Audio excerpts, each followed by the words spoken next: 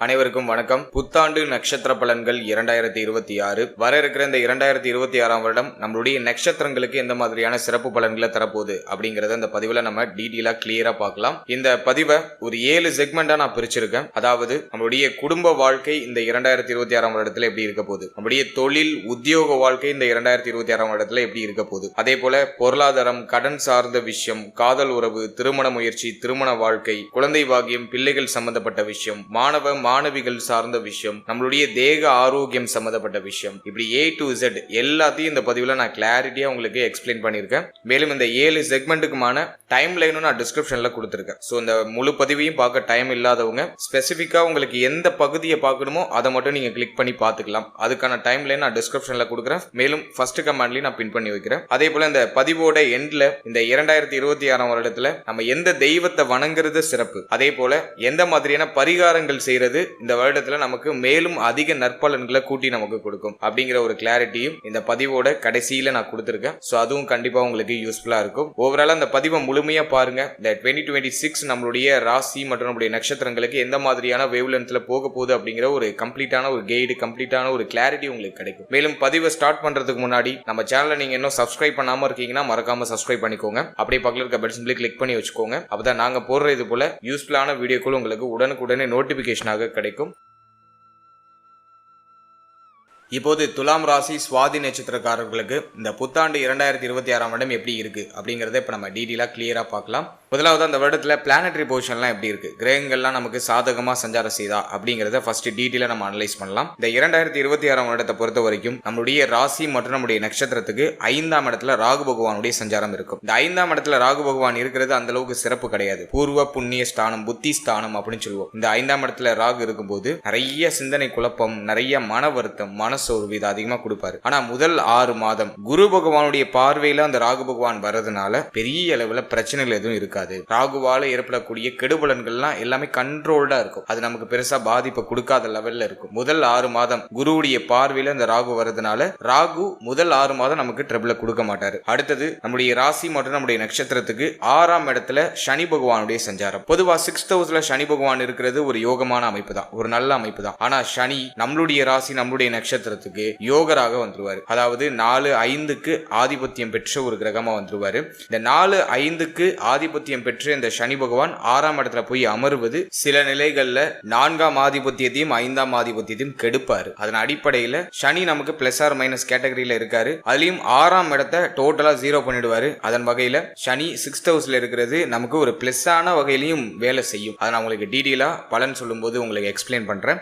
அடுத்தது குரு நம்முடைய ராசி மற்றும் நம்முடைய நட்சத்திரத்துக்கு 9ஆம் இடம் அப்படின்னு சொல்லக்கூடிய பாகியஸ்தானத்துல டிராவல் பண்றாரு. பொதுவா 9ல குரு இருக்கிறது ஒரு யோகமான அமைப்பு தான். குரு நம்மளுடைய ராசி மற்றும் நம்முடைய நட்சத்திரத்துக்கு டோட்டலா வீக்கான ஒரு பிளானட். அதாவது 3-6க்கு ஆதிபத்தியம் பெற்ற ஒரு கிரகமாக குரு பகவான் வருவாரு. அவர் 9ஆம் இடத்துல அமர்றது அந்த அளவுக்கு சிறப்பு கிடையாது.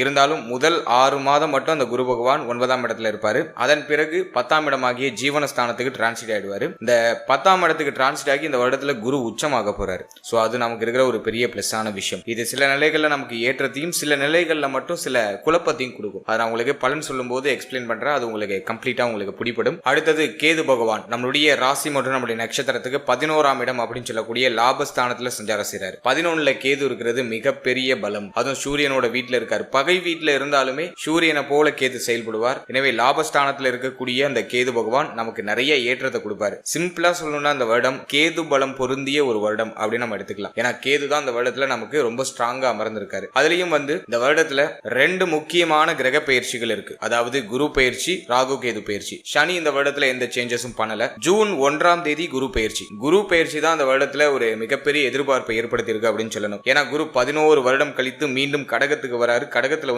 உச்சமாகிறார். எனவே இந்த வருடத்துல குரு உச்சமாகிறதுனால பலருக்கும் பலவிதமான எதிர்பார்ப்புகளை இந்த 2026ஆம் வருடம் ஏற்படுத்தி இருக்கு. அடுத்தது ராகு கேது பயிற்சி டிசம்பர் 5ல. அது வருஷத்தோட கடைசியில இருக்கிறதுனால அதை நம்ம பெருசா எடுத்துக்க வேண்டாம். இந்த வருடத்துல மேஜரான டைம் பீரியட் பார்த்தோம்னாக்கா ராகுவும் கேதுவும் நமக்கு 5-1-11ல டிராவல் பண்றாங்க. சோ இதுதான் நம்ம மேஜரா எடுத்து பார்க்க போறோம். வருஷத்தோட கடைசியில டிசம்பர் 5ல ராகு கேது பயிற்சி. ராகு பகவான் நம்மளுடைய ராசி மற்றும் நம்முடைய நட்சத்திரத்துக்கு 4ஆம் இடத்துக்கும், கேது பகவான் நம்மளுடைய ராசி மற்றும் நம்முடைய நட்சத்திரத்துக்கு 10ஆம் இடத்துக்கும் டிரான்சிட் ஆகுறாங்க. சோ இதுதான் இந்த 2026ஆம் வருடத்துக்கான பிளானட்டரி பொசிஷன். இப்போது இந்த 2026ஆம் வருடத்துக்கான பொது பலன்களை நம்ம டீடைலா கிளியரா செக்மெண்ட் வைஸா பார்க்கலாம்.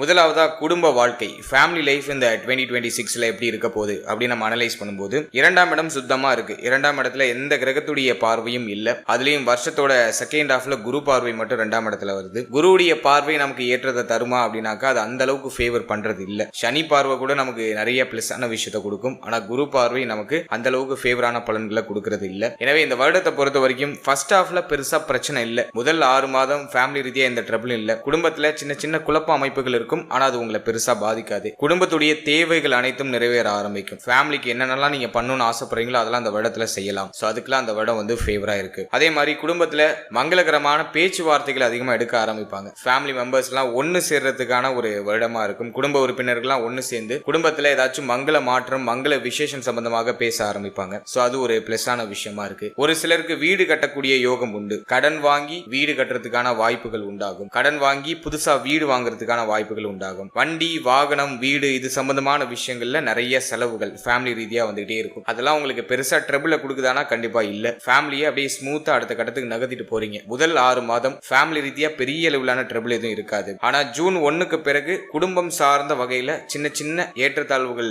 ஏற்படுற மாதிரி இருக்கும். குடும்ப உறுப்பினர்களோட அதிகமான ஆர்குமெண்ட் கருத்து வேறுபாடு இதெல்லாம் ஏற்படுற மாதிரி ஃபீல் ஆகும். அதெல்லாம் நம்ம கொஞ்சம் அவாய்ட் பண்ணி எல்லாரையும் அனுசரிச்சு செயல்படுறது சிறப்பு. முடிய பேச்சில ரொம்ப கவனமா இருக்கணும். முடிய வாக்கு நீங்க கொடுக்கக்கூடிய வாக்குல ரொம்ப கவனமா இருக்கணும். ஏன்னா அந்த நேரத்துல பேசக்கூடாத வார்த்தைகளை பேசி ஏதாச்சும் ஒரு பிரச்சனையிலயோ சிக்கல்லையோ மாட்டிக்கிறதுக்கான வாய்ப்புகள் குடும்ப ரீதியா உண்டு. அதனால ஃபேமிலி கூட நீங்க ஒன்னா உட்கார்ந்து பேசும்போது பேச்சுல ரொம்ப நிதானமா கவனமா இருக்க வேண்டியது அவசியம். அதே மாதிரி ஜூன் 1க்கு பிறகு குடும்பத்துல பொருளாதார தேவை அதிகரிக்கிற மாதிரி ஃபீல் ஆகும். பண தேவை அதிகரிக்கிற மாதிரி ஃபீல் ஆகும். அதுக்கு தகுந்த மாதிரி உங்களோட ஷெட்யூல் உங்களுடைய பிளான்லாம் நீங்க ஆர்கனைஸ் பண்ணிக்கிறது சிறப்பு. ஓவராலா அந்த வருடத்தை பொறுத்த வரைக்கும் ஃபேமிலி ரீதியா ஒரு மைல்டான growth இருக்கும். பெருசா உங்களுக்கு குடும்பம் வந்து ஒரு சுமையை கொடுத்துறாது. கடந்த காலகட்டத்தில் இருந்த பிரச்சனைகள் குழப்பங்கள் எல்லாம் அந்த வருடத்துல நிவர்த்தி ஆகும். இந்த வருடத்தை பொறுத்த வரைக்கும் மங்களகரமான மாற்றங்கள் உண்டு. புதிய விஷயங்கள் புதிய மாற்றத்திற்கான பேச்சுவார்த்தைகள் குடும்பத்துல நடக்கும். அதுல சின்ன சின்ன ஆர்குமெண்ட் சின்ன சின்ன கருத்து போராட்டம் நீங்க சொல்றது அவங்களுக்கு ஒத்து வராது அவங்க சொல்றது உங்களுக்கு ஒத்து வராது இப்படி ஒரு மாதிரி முரண்பாடான கருத்துக்கள் அதிகமா நிலவுறதுக்கு வாய்ப்பு இருக்கு. அதை கொஞ்சம் நம்ம புத்தி சாதுரியத்தை பயன்படுத்தி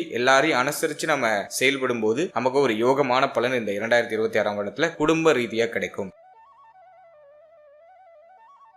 அடுத்தது உத்தியோகம் தொழில் இது சம்பந்தமான விஷயம் இந்த 2026ஆம் வருடத்துல எப்படி இருக்க போகுது அப்படின்னு நம்ம அனலைஸ் பண்ணும்போது முதலாவதா உத்தியோகத்தை எடுத்து நம்ம ரிசர்ச் பண்ணோம்னா 6ஆம் இடத்துல சனி ஆல்ரெடியே வந்து பார்த்தோன்னா 2025ல நிறைய பேருக்கு உத்தியோகம் சார்ந்த வகையில ஒரு நிம்மதியான அமைப்பு இல்ல. உத்தியோகத்துல இடமாற்றம் பண்ணி மாட்டிருப்பாங்க. அதே மாதிரி நல்லா போயிட்டு இருந்த வேலை திடீர்னு ஸ்டாப் ஆயிருக்கும். திடீர்னு அதுல ஒரு சேஞ்சஸ் வந்திருக்கும். அதே போல உத்தியோகத்துல ஒரு மாதிரி பிரஷரான அமைப்பு அதிகமா இருந்திருக்கும். மன உளைச்சல் அதிகமா இருந்திருக்கும். சக ஊழியர்களோட ஒத்துப்போகாத அமைப்புகள் இருந்திருக்கும். மேல அதிகாரிகளுடைய ஒத்துழைப்பு குறைவா கிடைச்சிருக்கும். இதெல்லாம் லாஸ்ட் ஒரு 6 மந்தா துலாமுடைய நட்சத்திரங்கள்லாம் அனுபவிச்சுட்டு வராங்க. ஒரு சிலருக்கு வேலையின்மை அப்படிங்கிற பிரச்சனையும் இருந்திருக்கும். பொதுவா சொல்ல போனா வேலையே பார்த்தாலும் அதுல திருப்தி அமைப்பு இருக்காது. மன நிறைவு மன நிம்மதி இருக்காது. அதை தான் 6ல இருக்கிற சனி பகவான் கொடுப்பாரு. ஏன்னா 6ஆம் இடத்துல என்னெல்லாம் இருக்கோ அதெல்லாம் சனி பகவான் கெடுப்பாரு. 6ஆம் இடத்துல வேலை இருக்கு. நோய் கடன் எதிரி இதெல்லாம் இருக்காங்க. நோய் கடன் எதிரி இதெல்லாம் பெரிய அளவுல உங்களை பாதிப்பை கொடுத்திருக்காது. ஆனா வேலையில சின்ன சின்ன ட்ரிபிள் அப்படிங்கிறது 2025ல இருந்திருக்கும். இந்த 2026ஆம் வருடத்துல சனி எந்த மாற்றமும் பண்ணல. அதே 6ஆம் இடத்துல தான் இருக்காரு. அப்போ இந்த 2026ஆம் வருடமும் எங்களுக்கு சுமையா தான் போகுமா? ஜாப்ல சேஞ்ச் கிடைக்காதா? ஜாப்ல ஒரு ஏற்றம் இருக்காதா? ஒரு நிம்மதியான சூழ்நிலை உத்தியோகத்துல இருக்காதா அப்படின்னு நீங்க கேக்குறீங்கன்னா கண்டிப்பாக இருக்கும். ஏன் அப்படின்னாக்கா ஜூன் 1க்கு பிறகு குரு பெயர்ச்சியாகி குருவுடைய பார்வை 6ஆம் இடத்துல பதிய ஆரம்பிக்கும். குரு பார்க்கிற இடத்த நமக்கு ஒரு மாதிரி மைல்டான சேஞ்சஸ் கொடுத்தாலும் குரு ஒரு இயற்கை சுபர். அவர் வந்து பெரிய அளவிலான குழப்பங்களை செய்ய மாட்டாரு. அந்த ஆல்ரெடி இருக்கிற குழப்பத்துக்கான ஒரு சொல்யூஷன் அந்த குரு பார்வை கண்டிப்பா கொடுக்கும். ஒரு மங்கள மாற்றத்தை குரு பகவான் செய்யறதுக்கு முயற்சி பண்ணுவார். அது உத்தியோக ரீதியாகவும் அந்த மங்கள மாற்றம் அப்படிங்கிறது நிகழ ஆரம்பிக்கும். எனவே குரு என்னதான் நமக்கு பாவ கிரகமா வந்தாலும் அவர் இயற்கை சுபர். பிரச்சனைகளுக்கான சொல்யூஷனை கொடுக்கறதுல அவர் அடிச்சுக்கவே முடியாது. எனவே உத்தியோக ரீதியா இருக்கக்கூடிய சுமை அமைப்பு பிரச்சனையான அமைப்பு இது எல்லாம் குரு பயிற்சிக்கு பிறகு கொஞ்சம் கொஞ்சமா குறைய ஆரம்பிக்கும். குரு பயிற்சிக்கு பிறகு உத்தியோகத்துல ஒரு நல்ல மாற்றம் சம்பள உயர்வு பதவி மாற்றம் இதெல்லாம் சிறப்பா கிடைக்க ஆரம்பிக்கும். சக ஊழியர்களோட இருந்து வந்த பிரச்சனைகள்லாம் நிவர்த்தியாக ஆரம்பிக்கும். நீங்க போட்ட எஃபோர்ட்டுக்கான அந்த அங்கீகாரம் அப்படிங்கிறது ஜூன் 1க்கு பிறகு 2026ஆம் வருடத்துல உத்தியோக ரீதியாக கிடைக்கும். அதே மாதிரி உத்தியோகத்தை நீங்க முயற்சி பண்றீங்க ஒரு நல்ல வேலை கிடைக்குமா அப்படின்னா இந்த வருடத்துல தாராளமா முயற்சி பண்ணலாம். உங்களுடைய மனசுக்கு பிடிச்ச ஒரு நல்ல வேலை கிடைக்கும். அதே மாதிரி ஜாப் சேஞ்ச் பண்ணணும் நீங்க ஏதாச்சும் ஐடியால இருக்கீங்கன்னா ஜூன் 1க்கு பிறகு ட்ரை பண்ணுங்க. அதுல ஒரு நல்ல சக்சஸ் ரேட் கிடைக்கும். அது வரைக்கும் கொஞ்சம் நிதானமா கவனமா அவசரம் இல்லாம இருக்கிறத விட்டுறாம இறுக்கி பிடிச்சி செயல்படுறது சிறப்பு. எனவே உத்தியோக ரீதியா இந்த வருடத்தை அனலைஸ் பண்ணும்போது ஒரு சிறப்பான ஏற்றம் உண்டு. ஆனா அது ஜூன் 1க்கு பிறகு அந்த ஏற்றமும் அந்த மாற்றமும் நிகழ ஆரம்பிக்கும். உடைய முயற்சிகள் ஜனவரில இருந்து இருக்கணும். அந்த முயற்சிக்கான அங்கீகாரம், அதுக்கான ரெகக்னேஷன் அப்படிங்கிறது ஜூன் 1க்கு பிறகு கிடைக்க ஆரம்பிக்கும். எனவே உத்தியோக ரீதியா சுமை அமைப்புகள் இருந்தாலும் அந்த சுமையோட வளர்ச்சியும் உங்களுக்கு இந்த வருடத்துல கூடுதலாக கிடைக்கும். அடுத்ததாக தொழில் வாழ்க்கை இந்த வருடத்துல எப்படி இருக்க போகுது, தொழில்ல ஒரு நல்ல ஏற்றம் இருக்குமா, தொழில்ல ஒரு நல்ல வளர்ச்சி இருக்குமா அப்படின்னு நம்ம அனலைஸ் பண்ணும்போது இந்த வருடத்தை பொறுத்த வரைக்கும் குரு 10ஆம் இடத்துல போஷன் எடுக்க போறாரு. 10ல் குரு அமர்வது அந்த அளவுக்கு சிறப்பு கிடையாது. 10ல பாவகிரகங்கள் இருந்தா சிறப்பு, அதுவே சுபகிரகம் இருந்தா அந்த இடத்த கெடுக்கும். குரு அதுல எக்ஸ்பர்ட்டா இருப்பாரு. எனவே குரு பார்த்தோம்னா நமக்கு 3, 6 கூடிய ஒரு கிரகமா வந்துருவாரு. அவர் 10ஆம் இடத்துல அமர்றது அந்த அளவுக்கு சிறப்பு இல்ல. எனவே தொழில் ரீதியா சற்று கூடுதல் அக்கறை, கூடுதல் கவனம் தேவை. தொழில்ல ஒரு தொய்வு நிலை அப்படிங்கிறது இருக்கும். அதிலும் குரு 6ஆம் அதிபதி, அவர் உச்சமாகிறாரு. தொழில் ரீதியா கடன் வாங்கி எதாச்சும் மாட்டிக்கிறதுக்கு வாய்ப்புகள் உண்டு. எனவே தொழில் ரீதியா அதிக அளவிலான முதலீடு எதுலையும் பண்ணிடாதீங்க. குறிப்பா கடன் வாங்கி எதுலையும் முதலீடு பண்ணிடாதீங்க. கொஞ்சம் கேர்ஃபுல்லா இருக்க வேண்டிய ஒரு காலகட்டமா இருக்கும். குரு 10ல உச்சமாகிறாரு, யோகமான பலனை அதிகமா கொடுப்பாரு அப்படிலாம் கிடையாது. குரு 10ல உச்சமானாக்கா தொழில்ல சுமை அமைப்புகளையும் தொழில் நிறைய மாற்றத்தையும் கொடுப்பாரு. தொழில் ரீதியா சில சிக்கலை கொடுப்பாரு. நயா வருஷம் ஆரம்பிக்கிறதுக்கு முன்னாடியே இப்படி அபசகுணமா பேசுறியே அப்படின்னு ஒரு சிலர் கேட்பாங்க. இதான் ரியாலிட்டி. ஏன் அப்படின்னாக்கா சாஸ்திரங்கள்ல குரு 10ல அமர்றது அந்த அளவுக்கு சிறப்பா சொல்லப்படல. அதே மாதிரி தொழில் பண்ணிட்டு இருக்கவங்கள அந்த தொழில இருந்து அப்படியே இறக்கி விட்டு ஒரு உத்தியோகத்துக்கு போக வச்சிருவாரு. அதுதான் குரு. நான் இதை ஏன் இவ்வளவு அழுத்தமும் திருத்தமுமா சொல்றேன்னா, அப்பதான் நீங்க உங்களுக்கு ஒரு கிளியரான ஒரு விஷன் கிடைக்கும், ஒரு தெளிவான பாதை கிடைக்கும். எனவே இந்த வருடத்தை பொறுத்த வரைக்கும் தொழில் சம்பந்தமான விஷயங்கள்ல சற்று கூடுதல் அக்கறை, கவனம் தேவை. அதே போல அதிகமான இன்வெஸ்ட்மெண்ட் எதுலையும் பண்ணிட வேண்டாம். குறிப்பா கடன் வாங்கி இன்வெஸ்ட்மெண்ட் பண்ணிட வேண்டாம். கொஞ்சம் கேர்ஃபுல்லா இருங்க. அதே போல நீங்க உங்களுடைய ப்ரொஃபஷனே பிசினஸ் பண்றதுதான், எப்போதும் பிசினஸாங்க பண்ற வேலைக்கெல்லாம் போனதில்லை அப்படின்னு நினைக்கிறவங்க உங்களுடைய பர்சனல் சார்ட்டை ஒரு வாட்டி செக் பண்ணிக்கோங்க. உங்களுக்கு யோக தசை நடக்குது அப்படின்னா பிரச்சனையே கிடையாது. உங்களுக்கு கோச்சாரம்லாம் பெருசா பாதிப்பு கொடுத்துறாரு. அவயோக தசை நடந்துச்சுன்னா கொஞ்சம் கூடுதல் கவனமாக எதுலையும் இன்வெஸ்ட்மெண்ட் பண்ணாம இருக்கிறத சேஃப்டி பண்றதுக்கு முயற்சி பண்ணுங்க. யோக தசை நடந்துச்சுன்னா நீங்க என்ன பிசினஸ் வேணாலும் பண்ணலாம். ஆல்ரெடி இருக்கிற பிசினஸ்ல சின்ன சின்ன தொய்வு நிலை இருக்கும், ஆனா அது உடனே சரியாயிடும். எனவே அதிகமான இன்வெஸ்ட்மெண்ட் பண்ண போறீங்கன்னா சப்ஜெக்ட் உங்களுடைய ஜனனகால ஜாதகத்தை உங்களுடைய குடும்ப ஜோதிடத்தை ஒரு வாட்டி அனலைஸ் பண்ணிக்கிறது சிறப்பு. மற்றபடி இந்த வருடத்தை பொறுத்த வரைக்கும் தொழில் சார்ந்த விஷயங்கள்ல சற்று கூடுதல் விழிப்புணர்வு, கவனம், அக்கறை அப்படிங்கிறது கண்டிப்பா இருக்கணும். அதே மாதிரி இந்த வருடத்துல நிறைய பேருக்கு பார்த்தோன்னா தொழில் ரீதியா இடமாற்றம் நிகழும். இப்போ நீ ஒரு இடத்துல ஒரு கடை வச்சிருக்கீங்க அப்படின்னா அந்த கடையை வேற இடத்துக்கு சேஞ்ச் பண்றதுக்கு முயற்சி பண்ணுவீங்க. தொழில் ரீதியா இடமாற்றம், தொழில் மாற்றம் இதெல்லாம் சிறப்பான முறையில் நிகழும். இப்படி ஏதாச்சும் மாற்றங்கள் வருதுன்னா அதை பண்ணலாம், ஆனா அதுல அகலக்கால் வச்சிடக்கூடாது. ஆல்ரெடி இருக்கிறத வேற இடத்துக்கு ஷிஃப்ட் பண்ணலாம், அது சிறப்பு. ஆனா அதை இன்னும் நான் எக்ஸ்பேண்ட் பண்றேன், இன்னும் கொஞ்சம் அதை செலவு பண்ணி நல்லா விரிவாக்கம் பண்ணி இன்னும் கிராண்டா திறக்கலான் இருக்கேன் அப்படின்னா அது சிக்கல் இழுத்து வரதுக்கு வாய்ப்பு இருக்கு. அதனால அதுல கொஞ்சம் கவனமா, நிதானமா, புத்தி சாதுரியத்தை பயன்படுத்தி செயல்பட வேண்டியது அவசியம். நீங்க ஜஸ்ட் ஸ்டார்ட் பண்ணுங்க. ஸ்டார்ட் பண்ணிட்டு அதுல நல்ல க்ரோ அப் இருக்கிற பட்சத்துல அப்படியே ஸ்டெப் பை ஸ்டெப்பா அந்த இம்ப்ரூவ்மெண்ட்டை நீங்க பண்றது சிறப்பு. அதே மாதிரி இந்த வருடத்துல எந்த பிசினஸ்லாம் ஓரளவுக்கு ஃபேவரா இருக்கும் அப்படின்னா வட்டி தொழில் பண்றவங்களுக்கு ஓரளவுக்கு சிறப்பா இருக்கும். ஏன்னா 6 கூடிய ஒரு 10க்கு வராரு. கடன் கொடுத்து தொழில் செய்யறவங்களுக்கு நல்லா இருக்கும். அதே போல இந்த மருத்துவத்துறையில இருக்கக்கூடிய நண்பர்கள், நண்பிகள் அவங்களுக்கு எல்லாம் சிறப்பா இருக்கும். மருத்துவத்துறையில குறிப்பா அந்த அறுவை சிகிச்சை அது சார்ந்த துறையில இருக்கிறவங்களுக்கு இந்த காலகட்டம் ஒரு சிறப்பான ஏற்றத்தை கொடுக்கும். கிளினிக்லாம் வச்சிருக்கவங்களுக்கு ஒரு நல்ல ஏற்றம் இருக்கும். அதே போல இந்த வருடத்துல நல்ல பணியாட்கள் கிடைப்பாங்க. பிசினஸ் பண்றவங்களுக்கு நல்ல பணியாட்கள் கிடைப்பாங்க, உண்மையான பணியாட்கள் கிடைப்பாங்க. பணியாட்களால நல்ல ஏற்றம் இருக்கும். சோ அதெல்லாம் நம்ம ஒரு பாசிட்டிவா எடுத்துக்கலாம். ஓவராலா 10ல இருக்கிற குரு டோட்டலா வீக் பண்ணுவாரெல்லாம் கிடையாது. இன்வெஸ்ட்மெண்ட்ல கவனமா இருக்கணும், அவ்வளவுதான். மற்றபடி அஸ் யூஷுவலா நீங்க ஆல்ரெடி ஒரு பிசினஸ்ல இருக்கீங்கன்னா அதுல மேசிவான growth இருக்கும். அது குறிப்பா மருத்துவத்துறை, வட்டி தொழில் கொடுக்கறவங்க, பேங்கிங்ல இருக்கிறவங்க, பேங்க் ரிலேட்டடா பிசினஸ் பண்ணிட்டு இருக்கவங்க, ஃபைனான்ஸ் சம்பந்தமா பிசினஸ் பண்ணிட்டு இருக்கவங்க அவங்களுக்கு நல்லா இருக்கும். அவங்களுக்குலாம் ஒரு ஏற்றத்தை கொடுக்கும். அதே போல இந்த டீச்சிங் ஃபீல்டுல இருக்கிறவங்க அவங்களுக்கு இந்த காலகட்டம் ஒரு ஏற்றத்தை கொடுக்கக்கூடிய ஒரு காலகட்டமா இருக்கும். டீச்சிங் ரிலேட்டடா இருக்கிறவங்க, டீச்சிங் ஃபீல்டுல இருக்கிறவங்க அவங்களுக்கு ஒரு பெயர், புகழ், அங்கீகாரம் இதெல்லாம் சிறப்பான முறையில் கிடைக்கும். எனவே இந்த 2026ஆம் வருடத்தை பொறுத்த வரைக்கும் தொழில் ரீதியா ஏற்றம் உண்டு. ஆனா இன்வெஸ்ட்மெண்ட்ல கவனம் தேவை, கொஞ்சம் நிதானமா இருக்கணும். மற்றபடி அஸ் யூஷுவலா உங்களுக்கு இருக்கக்கூடிய பிசினஸ்லாம் நல்ல growthக்கு போகும்.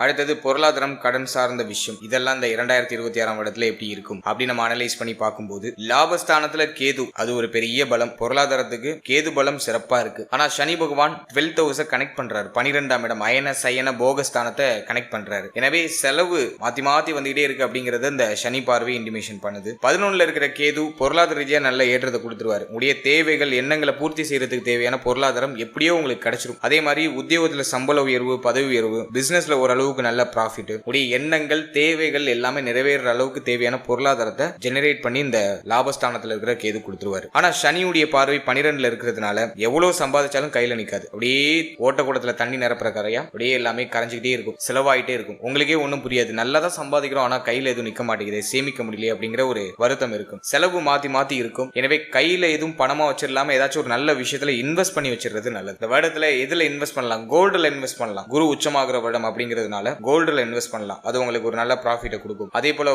சேஃபான இன்வெஸ்ட்மெண்ட் பண்ணணும். ரிஸ்க் இல்லாம சேஃபான இன்வெஸ்ட்மெண்ட் பண்ணிடுறது நல்லது. அடுத்தது இந்த வருடத்துல கடன் சார்ந்த விஷயங்களை அனலைஸ் பண்ணி பார்க்கும்போது 6ல சனி பகவான், கடன் பிரச்சனை இருக்குன்னா அதெல்லாம் சரியாகும். கடன் சார்ந்த வகையில இருக்கக்கூடிய சுமைகள் எல்லாமே குறைய ஆரம்பிக்கும். கடன் எல்லாம் கட்டி முடிக்கிறதுக்கு இப்போ எல்லாமே அந்த ஆயத்த நடவடிக்கைகள் எல்லாம் சிறப்பா எடுக்க ஆரம்பிச்சிருவீங்க. பெரிய கடன் சுமையில இருந்து இப்ப வெளில வருவீங்க. 6ல இருக்கிற சனி கடனை அழிப்பார். எனவே கடன் சுமை டோட்டலா குறையுது. ஜூன் 1க்கு பிறகு பழைய கடனை கட்டி முடிச்சுட்டு புதுசா வேற ஏதாச்சும் சுப மாற்றுறது கடன் வாங்குறதுக்கான வாய்ப்புகள் உருவாகலாம். மற்றபடி இந்த வருடத்தை பொறுத்த வரைக்கும் கடன் சார்ந்த விஷயங்கள் இருந்த பிரச்சனைகள்லாம் சரியாயிடும். மேலும் இந்த வருடத்துல கொடுத்தல் வாங்கல்ல சற்று கவனமா இருக்கணும். குறிப்பா ஃபேமிலி மெம்பர்ஸ்க்குள்ள கொடுத்தல் வாங்கல்ல சற்று கூடுதல் விழிப்புணர்வோட இருக்க வேண்டியது அவசியம். ஏன்னா அந்த நேரத்துல நீங்க யாருக்காச்சும் பண உதவி பண்ணீங்கன்னா அது ரிட்டர்ன் கைக்கு வரதுக்கு ரொம்ப டிலே ஆகும். எனவே கொடுத்தல் வாங்கல்ல சற்று கவனமா இருக்க வேண்டியது அவசியம். மற்றபடி இந்த வருடத்தை பொறுத்த வரைக்கும் பொருளாதார ரீதியா பெருசா சிரம அமைப்புகள்லாம் இல்ல. உடைய எண்ணங்கள் தேவைகள் எல்லாம் பூர்த்தி ஆகிறதுக்கு தேவையான பொருளாதாரம் கிடைச்சிடும். கடன் சுமையும் குறையுது. 6ல சனி பகவான் அமர்ந்து சனியுடைய பார்வை 12ல இருக்கிறதுனால ஒரு சிலருக்கு மருத்துவ செலவு அதிகமா இருக்கிற மாதிரி ஃபீல் ஆகும். ஆனா அது பெருசா மைனஸ் இல்ல. இந்த நேரத்துல மருத்துவ செலவு வருதுன்னா அதை மனமுகந்து செய்யுங்க. உங்களுடைய ஹெல்த்ல நல்ல இம்ப்ரூவ்மெண்ட் அது கொடுத்துரும். எனவே செலவும் இருக்கு, ஆனா அதை சமாளிக்கிற அளவுக்கு பொருளாதாரமும் உங்க கைக்கு எப்படியோ புரண்டும். எனவே அது நம்ம இந்த வருடத்துல மைனஸா எடுத்துக்க வேண்டாம். இந்த வருடத்துல பொருளாதாரம் கடன் சார்ந்த விஷயமும் ஆல்மோஸ்ட் ஃபேவரா இருக்கு. கொடுத்தல் வாங்கல்ல மட்டும் சற்று கவனமா இருக்கணும். யாராச்சும் கடன் உதவி வாங்குறீங்க அப்படின்னாக்கா அதிகமான கடனை வாங்கிடக்கூடாது. சக்திக்கு மீறி கடன் வாங்கிடக்கூடாது. அதே மாதிரி கடன் கொடுக்குறீங்கனாலும் யாரை நம்பியும் அதிகமான அமௌண்ட் கொடுத்துடக்கூடாது. அதிகமாவோ ஸ்மால் லெவலோ கொடுக்காம இருக்கிறது சிறப்பு. கொடுக்காம இருந்தாலே அந்த உறவு நமக்கு பெருசா பாதிப்பு கொடுக்காம அப்படியே போயிடும். பணத்தை கொடுத்துட்டு மன கஷ்டத்தை நம்ம சேர்த்துக்க வேண்டாம். சோ அதுல நம்ம கொஞ்சம் கேர்ஃபுல்லா இருந்துக்கும். மற்றபடி பொருளாதாரம் கடன் சார்ந்த விஷயம் பெருசா நெகட்டிவா இல்ல. அடுத்தது காதல் உறவு, திருமண முயற்சி, திருமண வாழ்க்கை, இதெல்லாம் இந்த 2026ஆம் வருடத்துல எப்படி இருக்க போகுது அப்படின்னு நம்ம அனலைஸ் பண்ணி பார்க்கும்போது, முதலாவது காதல் வாழ்க்கையை எடுத்து நம்ம அனலைஸ் பண்ணோம்னா 5ஆம் இடத்துல ராகு. முதல் 6 மாதம் குரு பார்வையில ராகு. இது என்ன பண்ணுது அப்படின்னா காதல் உறவுல பிளஸும் இல்ல மைனஸும் இல்ல, அப்படியே ஒரு மாதிரி நியூட்ரலா போகுது. ஒரு மாதிரி மன விரக்தி இருக்கு, நிறைய குழப்பம் இருக்கு, புத்தி தெளிவு இல்ல. காதல் உறவு சார்ந்த வகையில ஒரு புத்தி தெளிவு இல்ல, மன நிம்மதி இல்ல, மனசுல ஏதோ ஒரு விஷயம் உங்களை போட்டு அமுத்திக்கிட்டே இருக்கு, உறுத்திக்கிட்டே இருக்கு அப்படிங்கிற மாதிரியான ஒரு காலகட்டம் இது. குரு பார்வையில இருக்கிறதுனால எதையும் வெளிக்காட்டிக்காம இருக்கீங்க. மனசுல இருக்கிற கவலை பிரச்சனைகளை எதுவும் வெளிக்காட்டிக்காம அப்படியே நகர்த்திட்டு இருக்கீங்க. அப்படிப்பட்ட ஒரு டைம் பீரியட் இது. இந்த நேரத்துல குரு பார்வையில ராகு இருக்கிறதுனால காதல் உறவு சார்ந்த வகையில பிரச்சனைகள் முதல் 6 மாதத்துக்கு பெருசா இருக்காது. முதல் 6 மாதம் ஓரளவுக்கு நமக்கு பாசிட்டிவான ரிசல்ட்டா தான் இருக்கும். சின்ன சின்ன கருத்து போராட்டம், வாக்குவாதங்கள்லாம் இடையில பார்ட்னரோட வந்துட்டு போகும். ஆனா அது தானாவே சரியாயிடும். ஆனா இந்த வருடத்துல ஜூன் 1க்கு பிறகு காதல் உறவு சார்ந்த விஷயங்கள்ல கூடுதல் விழிப்புணர்வோட இருக்கணும். ஏன்னா ராகு குரு பார்வையை இழந்துருவாரு. அந்த டைம் பீரியட்ல புத்தி தடுமாறும், தப்பான முடிவுகள் அதிகமா எடுப்போம். அதே மாதிரி காதல் உறவால நிறைய மன விரக்தி, மன வருத்தங்கள் ஏற்பட வாய்ப்புகள் உண்டு. காதல் உறவால சில குழப்ப அமைப்புகளை சந்திக்கிறதுக்கான வாய்ப்புகள் உண்டு. எனவே இந்த வருடத்துல ஜூன் 1க்கு பிறகு காதல் உறவு சார்ந்த விஷயங்களை சற்று கூடுதல் விழிப்புணர்வோடு இருக்கணும். அதுக்கு முன்னாடி வரைக்கும் பெருசா பிரச்சனை எதுவும் இருக்காது. அடுத்து காதல் உறவை திருமண உறவா கன்வெர்ட் பண்ணலாமா, அதுக்கு இது ஃபேவரா இருக்கா அப்படின்னா 7ஆம் இடத்துல ராகு பார்வை. அதே போல இந்த வருடத்துல 7ஆம் இடத்தோட எந்த சுபகிரகமும் கனெக்ட் ஆகல. 5ஆம் இடத்துல ஆல்ரெடி ராகு குழப்பத்தை பண்ணிட்டு இருக்காரு. எனவே இது காதல் உறவை திருமண உறவா கன்வெர்ட் பண்றதுக்கு ஒரு ஃபேவரான டைம் பீரியட் மாதிரி தெரியல. நிறைய குழப்பம் இருக்கு. ஃபேமிலில ஒரு ஃபேவரான சப்போர்ட் இல்லங்கிற மாதிரியான ஒரு அமைப்பு. எனவே சற்று விழிப்புணர்வோட கொஞ்சம் பொறுமையோட நம்ம செயல்படும் போது காதல் உறவா திருமண உறவா கன்வெர்ட் பண்றதுக்கான பாசிபிலிட்டிஸ் மெல்ல மெல்ல கிரியேட் ஆகும். ஆனா ஸ்டார்டிங்லேயே ஒரு கிரீன் சிக்னல் கிடைக்காது. பொறுமையாக நிதானமாக நம்ம ஹேண்டில் பண்ணி நகர வேண்டியது அவசியம்.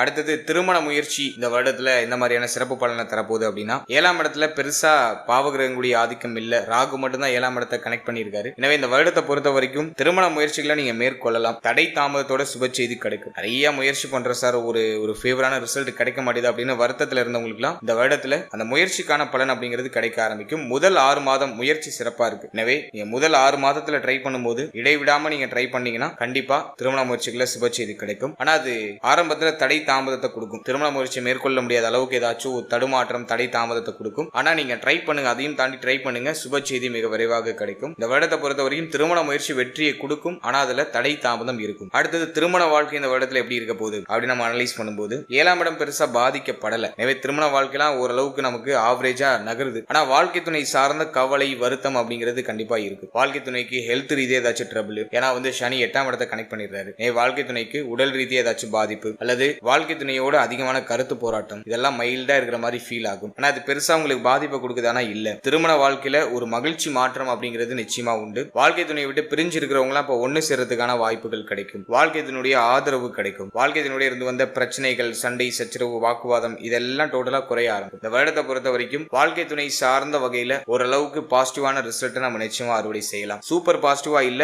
ஆனா பரவாயில்ல, எதுவும் பெருசா நெகட்டிவா போல, அதை நம்ம பிளஸ்ஸாவே எடுத்துக்கலாம்.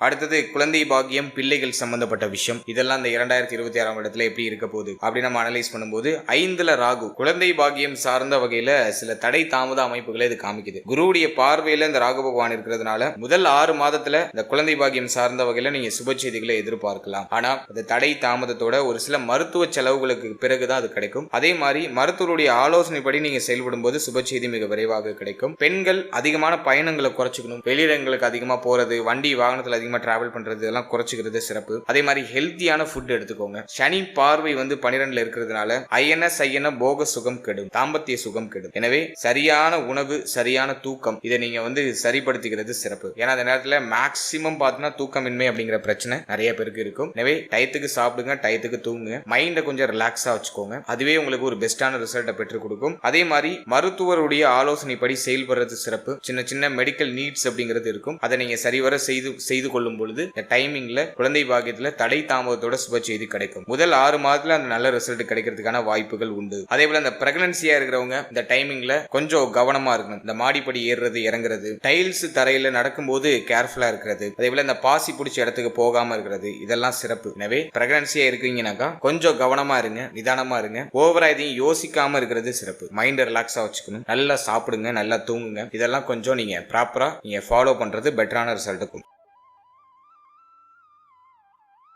அடுத்தது பிள்ளைகள் சம்பந்தப்பட்ட விஷயங்களை அனலைஸ் பண்ணும்போது 5ல இருக்கிற ராகு பிள்ளைகளால நிறைய மன உளைச்சலை கொடுக்கும். பிள்ளைகளோட ஒத்து போகாத அமைப்புகளை கொடுக்கும். பிள்ளைகள் சார்ந்த வகையில ஏதாச்சும் ஒரு வருத்தத்தை கொடுக்கும். பிள்ளைகளுக்கு திருமண முயற்சி, அவருடைய வயதுக்கு தகுந்த ஒரு சுபகாரியம் செய்யறது, இதெல்லாம் தடைப்பட்டு போற மாதிரி ஃபீல் ஆகும். பிள்ளைகளுடைய உடல் ஆரோக்கியம் சார்ந்த கவலை ஒரு சிலருக்கு எட்டி பார்க்கும். பிள்ளைகளுடைய உறவு நிலையில ஒரு மாதிரி விரிசல் அமைப்புகள் ஒரு சிலருக்கு இருக்கும். என்ன குரு பார்வை உங்களுக்கு 5ஆம் இடத்துல இருக்கிறதுனால எல்லாம் உள்ளுக்குள்ள இருக்கு, எதையும் வெளிக்காட்டிக்காம இருக்கீங்க. ஏதாச்சும் குழப்பம், பிரச்சனை, வருத்தம் இருந்தாலும் அது வெளிப்படையா இல்லாம இருக்கு. மற்றவர்களுக்கு தெரியற மாதிரி இல்லாம உங்களுக்குள்ள மட்டும், மனசுக்குள்ள மட்டும் இருக்கு. அந்த மறைத்தல் தன்மையை குரு கொடுப்பாரு. ஆனா 5ல இருக்கிற ராகு பிள்ளை சம்பந்தப்பட்ட விஷயங்களை ஏதாச்சும் ஒரு வருத்தத்தை கூடவே சேர்த்து கொடுப்பாரு. முதல் 6 மாதத்துல நீங்க பிள்ளைகளுக்கு சுப விஷயம் பண்ணும் ட்ரை பண்றீங்கன்னா அது கிளிக் ஆகும். ஆனா அதுல நிறைய குழப்பம் இருக்கும். குழப்பத்தோட சுப செய்தி அப்படிங்கிறது கிடைக்கும். கவலைப்பட வேண்டாம். முழு மனதோட, முழு முயற்சியோட நீங்க செய்யும் பொழுது சுப செய்தி கிடைக்கும். அடுத்தது பிள்ளைகளுக்கு உடல் ரீதியா ஏதாச்சும் பிரச்சனை இருக்குன்னா முதல் 6 மாதத்துல அதுக்கான சொல்யூஷன் கிடைச்சிடும். சோ அதுவும் நம்ம ஒரு பெஸ்ட் ரிசல்ட்டா எடுத்துக்கலாம். அதே போல பிள்ளைகளோட இருந்து வந்த கருத்து போராட்டம், பிரச்சனைகள், இதெல்லாம்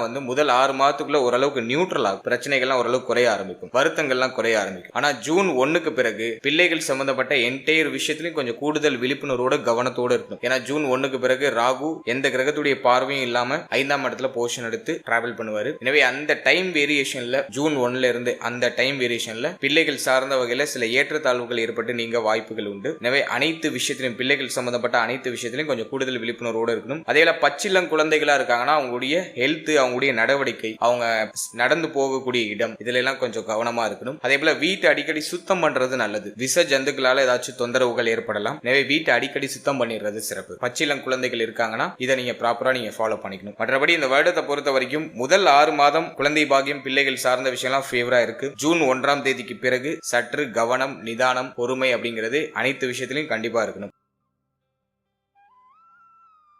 அடுத்ததாக ஸ்டூடெண்ட்ஸ் மாணவ மாணவிகளுக்கு இந்த வருடம் எப்படி இருக்க போகுது அப்படின்னு நம்ம அனலைஸ் பண்ணும்போது 4ஆம் அதிபதி 6ஆம் இடத்துல தன்மணிக்கு 3ல மறைஞ்சிருக்காரு. எனவே ஸ்டூடெண்ட்ஸுக்கு முயற்சி அதிகமா இருக்கு, புதிய விஷயங்களை கத்துக்கிறதுல ஆர்வமா இருக்காங்க. ஆனா அதுல ஒரு தொய்வு நிலை இருக்கு, முழு மூச்சா அதுல கவனம் செலுத்த முடியல, ஏதோ கவனச்சிதறல் அவங்கள போட்டு அலக்களிக்கிற மாதிரியான ஒரு காலகட்டம் இது. எனவே இந்த வருடத்தை பொறுத்த வரைக்கும் ஸ்டூடெண்ட்ஸ் கொஞ்சம் தெளிவா இருந்துட்டாலே இந்த வருடத்துல பெருசா பிரச்சனைகள் இல்ல. 5ஆம் இடத்துல ராகு இருக்கிறதுனால புத்தியில ஒரு மாதிரி கலக்க அமைப்புகள் இருக்கும், புத்தி தெளிவு இல்லாம செயல்படுவாங்க, ஏதோ ஒரு விஷயத்தை நினைச்சு ரொம்ப வருத்தம் அடைஞ்சுக்கிட்டே இருக்கக்கூடிய ஒரு அமைப்பை கொடுக்கும், பய உணர்வை கொடுக்கும். இந்த வருடத்தை பொறுத்த வரைக்கும் சற்று சிந்தனையை தெளிவுபடுத்திட்டாலே நீங்க இந்த வருடத்துல நல்ல ஒரு சக்சஸ் ரேட்டுக்கு போயிடுவீங்க. 4ஆம் அதிபதி 6ல இருக்கிறதுனால கல்வி சம்பந்தப்பட்ட விஷயங்கள சில குழப்ப அமைப்பு, தடை அமைப்பு, தாமத அமைப்புகளை காமிக்கும். ஆனா ஜூன் 1க்கு பிறகு எல்லாம் சரியாயிடும். ஜூன் 1க்கு பிறகு நீங்க நினைச்சத நினைச்ச மாதிரி பண்ண முடியும். ஏன்னா குரு பார்வை, உச்ச குருவுடைய பார்வை 4ஆம் இடத்துல வந்துடும். அதான் குரு நமக்கு 6ஆம் அதிபதி 3ஆம் அதிபதியாக இருந்தாலும் அவர் முயற்சி ஸ்தானாதிபதி. எனவே முயற்சியை அதிகப்படுத்துவார், படிப்புல புதிய முயற்சிகள்ல இறங்க வைப்பாரு, தூர தேச பயணங்களை கொடுப்பாரு, வெளியூர், வெளி மாநிலம், வெளிநாடு போய் படிக்கிறதுக்கான வாய்ப்புகளை கொடுப்பாரு, குடும்பத்தை விட்டு பிரிய வைப்பாரு, ஃபேமிலி விட்டு பிரிஞ்சு போய் வெளியிடங்கள்ல படிக்கிறதுக்கான ஆப்பர்ச்சுனிட்டிஸை கொடுப்பாரு. சோ நீங்க அப்படி வெளியிடங்கள்ல போய் படிக்கணும், வெளியூர், வெளிநாடு, வெளி மாநிலத்தில் போய் படிக்கணும் ஆசைப்படுறீங்கன்னா அதை இந்த வருடத்துல நிறைவேற்றுவார். அதுக்கு இது கோல்டனான டைம் பீரியட் அப்படின்னு நான் சொல்லுவேன். அதே மாதிரி இந்த வருடத்தை பொறுத்த வரைக்கும் சற்று கூடுதல் கவனம் அனைத்து விஷயத்திலுமே இருக்கணும், எதுலையும் கேர்லெஸ்ஸா இருக்கக்கூடாது. அன்னன்னைக்கு படிக்க வேண்டிய பாடங்களை அன்னன்னைக்கு படிச்சிடணும். அதே மாதிரி நீங்க செய்யாத தப்புக்கு படிக்கிற இடத்துல தண்டனை அனுபவிக்க வேண்டிய சூழ்நிலைகள் உருவாகலாம். எனவே எல்லாத்திலையும் கவனமா இருக்கணும். தப்பான விஷயங்களுக்கு துணை போகாம இருக்கிறது சிறப்பு. நீங்க சரியாவே இருந்தாலும் உங்களை சுத்தி இருக்கிறவங்க எதுலையாச்சும் உங்களை மாட்டி விட்டு போறதுக்கு வாய்ப்புகள் உண்டு. எனவே சற்று விழிப்புணர்வோடு இருக்க வேண்டியது அவசியம். மற்றபடி கல்வி சார்ந்த வகையில பெரிய அளவிலான குழப்பங்கள் எதுவும் இல்ல. படிப்புல ஆர்வம் அதிகரிக்கிறது, புதிய முயற்சி, புதிய விஷயங்களை கத்துக்கிறதுல ஆர்வம் அதிகரிக்கும். அதே மாதிரி இந்த ஆராய்ச்சி துறை சார்ந்து படிக்கக்கூடிய மாணவ மாணவிகளுக்கு நல்ல ஏற்றம் இருக்கும். அடுத்தது பேசிக் எஜுகேஷனை முடிச்சுட்டு உயர்நிலை கல்விக்கு ட்ரை பண்றவங்களுக்கு ஆசைப்பட்ட இடத்துல நல்ல ஒரு கல்வியை சூஸ் பண்ணி படிக்கிறதுக்கான வாய்ப்புகள் எல்லாம் கிடைக்கும். சோ அதெல்லாம் நான் ஒரு பாசிட்டிவ் ரிசல்ட்டா சொல்லுவேன். எனவே கல்வியை பொறுத்த வரைக்கும் நிறைய பிளஸ் இருக்கு. அதே மாதிரி கல்விக்கு நிறைய செலவாகும். இந்த டைமிங்ல நிறைய பேர் பார்த்தீங்கன்னா எஜுகேஷன் லோன் போடுவாங்க, கடன் வாங்கி படிப்பாங்க, ஒரு சின்ன லெவல்லையாச்சும் கடனை உருவாக்கும். அல்லது நல்லா வெல்த்தான ஒரு பர்சனா இருக்கீங்க அப்படின்னாக்கா கல்விக்கு அதிகமான செலவை கிரியேட் பண்ணுவது. சோ அப்படிப்பட்ட வருடம் தான். அது மைனஸா அப்படின்னா கிடையாது, அறிவை பெருக்கும், நல்ல உயர்தரமான கல்வியை கொடுத்துரும். செலவு அதிகம் தான், பட் உங்களுக்கு அது ஃபியூச்சர்ல ஒரு பெரிய ஒரு பேஸ்மெண்ட்டை கிரியேட் பண்ணி கொடுத்துரும், ஒரு ஸ்ட்ராங்கான பேஸ்மெண்ட்டை கிரியேட் பண்ணி கொடுத்துரும். நல்லா பயப்பட வேண்டாம், கல்விக்கு செலவு செய்யலாம், அதுல தவறு கிடையாது. எனவே ஸ்டூடெண்ட்ஸை பொறுத்த வரைக்கும் இந்த நேரம் ஒரு சிறப்பான நேரம் தான் நான் சொல்லுவேன். வெளியூர், வெளி மாநிலம், வெளிநாட்டுல போய் படிக்கிறதுக்கு இது ரொம்ப ரொம்ப ஃபேவரான ஒரு டைம் பீரியட். ஃபைனலா உடல் ஆரோக்கியம் சார்ந்த விஷயம் அது இந்த 2026ல எப்படி இருக்க போகுது அப்படின்னு நம்ம அனலைஸ் பண்ணும்போது தேக ஆரோக்கியத்தை பொறுத்த வரைக்கும் 6ல இருக்கிற சனி பகவான் உடல் ரீதியா இருக்கக்கூடிய நோய்களை அழிப்பாரு. ஆனா 4ஆம் அதிபதி 6ல போய் அமர்ந்திருக்கிறதுனால மன ஆரோக்கியத்தை கெடுப்பாரு. தேக ஆரோக்கியம் இம்ப்ரூவ் ஆகும், ஆனா மன ஆரோக்கியம் கெட்டு போறதுக்கான வாய்ப்புகள் உண்டு. மனசுல நிம்மதி இல்லைனாக்கா சம்பந்தமே இல்லாத பிரச்சனை எல்லாம் உடம்புல அப்படியே கிரியேட் ஆக ஆரம்பிக்கும். சோ அதோட ரிஃப்ளெக்ட் தான் அது. எனவே ஆல்ரெடி இருக்கிற உடல் ஆரோக்கிய பிரச்சனைகளுக்கு சொல்யூஷன் கிடைச்சிடும், பழைய உடல் ஆரோக்கிய பிரச்சனைகளுக்கு ஒரு நிவர்த்தி கிடைச்சிடும். ஆனா மன ஆரோக்கியம் இந்த நேரத்துல கெடுறதுக்கான வாய்ப்புகள் உண்டு. அதனால நீங்களே ஏதாச்சும் புதுசா ஒரு நோயை கிரியேட் பண்ணிக்கிறதுக்கான வாய்ப்புகள் அதிகம். அல்ல மன ஆரோக்கியத்துல அதிகமான முக்கியத்துவம் செலுத்த வேண்டியது அவசியம். அதே மாதிரி இந்த வருடத்தை பொறுத்த வரைக்கும் ஹெல்த்ன்னு நம்ம எடுத்து அனலைஸ் பண்ணோம்னா வயிறு சம்பந்தப்பட்ட உபாதைகள் நிறைய பேருக்கு வரது வாய்ப்பு உண்டு. வயிற்று வலி, வயிறுல அதிகமான பெயின் இருக்கிறது, அதே மாதிரி குடல் சம்பந்தப்பட்ட பிரச்சனை வருது, ஸ்பைனல் கார்டுல பெயின் இருக்கிறது, முதுகு வலி அப்படின்னு சொல்லுவோம், இந்த ஸ்பைனல் கார்டுல ஏதாச்சும் பெயின் வருது. அதே போல இடுப்பு வலி, இடுப்பு பகுதிகளில் ஏதாச்சும் அடிபடுறது, இடுப்பு பகுதிகளில் ஏதாச்சும் பெயின் வருது.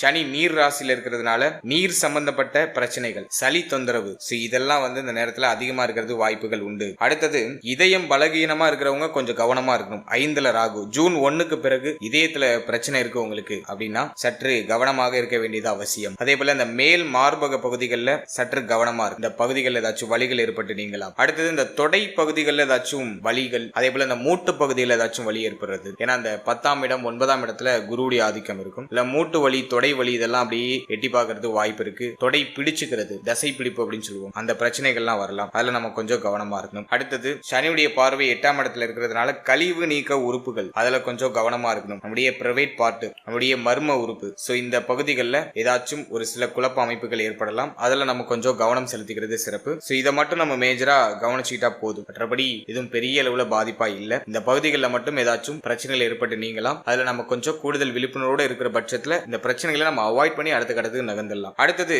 தேக ஆரோக்கியத்தை தாண்டி மன ஆரோக்கியத்துக்கு அதிகமான முக்கியத்துவம் கொடுக்கணும். ஏன் அப்படின்னா 4ஆம் இடம் கொஞ்சம் பாதிக்கப்படுற அமைப்புல இருக்கு, 5ஆம் இடமும் கொஞ்சம் பாதிக்கப்பட்டிருக்கு, ஆளக்கூடியவர் 6ஆம் இடத்துல இருக்காரு. இந்த காம்பினேஷன்லாம் வச்சு பார்க்கும்போது மனசுல நிம்மதி குறையும், தூக்கமின்மை அப்படிங்கிற பிரச்சனை வரும், தூக்கம் குறையும், அதிகமா யோசனையை கொடுக்கும், நேரம் கடந்து தூங்குறது, நேரம் கடந்து சாப்பிடுறது, இந்த அமைப்புகளை இந்த காலகட்டம் கொடுக்கும். எனவே மன ஆரோக்கியத்தை அதிகப்படுத்திக்கிறதுக்கு நல்லா மெடிடேஷன் பண்ணுங்க. தேவையில்லாத கேட்காதீங்க, தேவையில்லாத பார்க்காதீங்க, தேவையில்லாத பேசாது. காலையில எழுந்ததும் மங்களகரமான இசைகளை கேளுங்க. உங்களுக்கு பிடிச்ச சாமி பாடல் அல்லது பக்தி இலக்கியங்கள், உங்களுக்கு பிடிச்ச மாதிரி ஏதாச்சும் ஒரு மங்களகரமான விஷயத்தை காதல ஏத்திக்கோங்க. அது உங்களுக்கு ஒரு பூஸ்டப் கொடுக்கும். அதே மாதிரி இறைவன் வழிபாடு, தெய்வ வழிபாடு மனசுக்கு ஒரு திருப்தியும் நிம்மதியும் பெற்றுக் கொடுக்கும். அது நம்முடைய முன்னோர்களால நமக்காக கண்டுபிடிக்கப்பட்ட ஒரு விஷயம், இறை வழிபாடு அப்படிங்கிறது. எல்லாம் உங்க இஷ்ட தெய்வத்தை வணங்கி தினமும் அந்த நாளை தொடங்கும் போது ஒரு புத்துணர்ச்சி கிடைக்கும். இதெல்லாம் ஒரு பாசிட்டிவான ரிசல்ட் கொடுக்கும். எனவே மன ஆரோக்கியத்துல கொஞ்சம் கூடுதல் அக்கறை செலுத்திக்கோங்க. கண்டிப்பா அந்த வருடத்துல மெடிடேஷன் பண்ணணும் எல்லாரும். இல்ல நீங்க எந்த ஏஜ் கேட்டகரினாரா இருந்தாலும் சரி, ஒரு 5 நிமிஷம் நீங்க அப்படியே அமர்ந்திருக்க இருக்கையில இருந்து கண்ணை மூடி அப்படியே ஒரு